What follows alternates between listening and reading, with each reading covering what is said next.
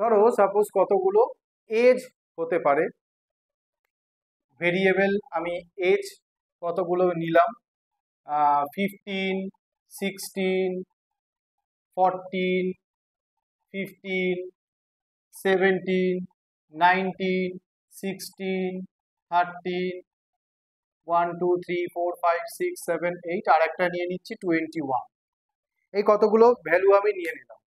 তো এই ভ্যালুগুলোর মধ্যে আমি মিডিয়ান বার করছি।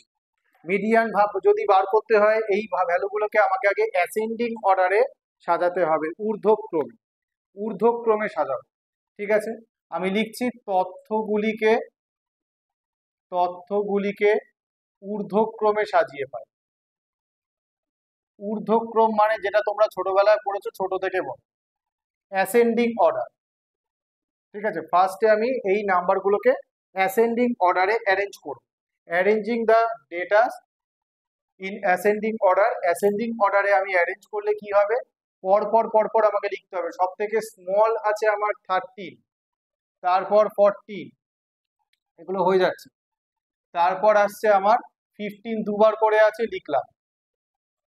তারপরে আছে আমার 16, তারপরে হচ্ছে 17, আর লাস্টে হচ্ছে 21। একটু খেয়াল করে দেখো, এখানে এন মানে টোটাল নাম্বার অফ অবজারভেশন, যেটা টোটাল নাম্বার অফ অবজারভেশন কটা আছে, 1 2 3 4 5 6 7, 7খানা আমার টোটাল নাম্বার অফ অবজারভেশন আছে। তো এই 7 এন এর যে ভ্যালুটা আসলো, প্রথমে আগে দেখে নেবে এন এর ভ্যালুটা অড না ইভেন, যুগ্ম না অযুগ্ম। যদি অযুগ্ম হয়,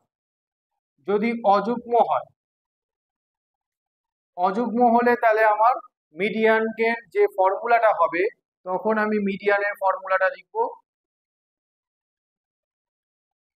n plus 1/2th term. Clear?